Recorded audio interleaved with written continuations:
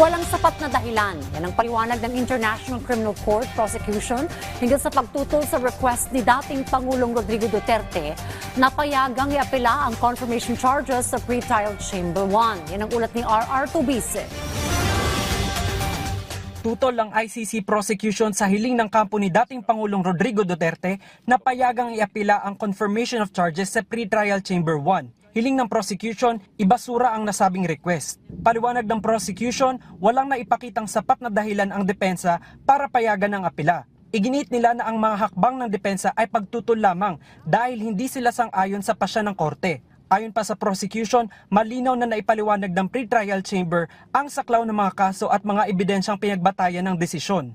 Git nila, walang issue sa pagiging patas ng proseso dahil may pagkakataon pa ang depensa na iharap ang kanilang ebidensya sa trial. Tinawag nilang mali at mampanira ang mga pahayag ng Defense Counsel laban sa ICC at mga hukom at nagdudulot lamang umano ito ng disinformation sa Pilipinas. Ngayon, nasa ICC Pre-Trial Chamber 1 na ang desisyon kung papayagan o ibabasura ang hiling na apela. R.R. Tubise para sa Pambansang TV sa Bagong Pilipinas.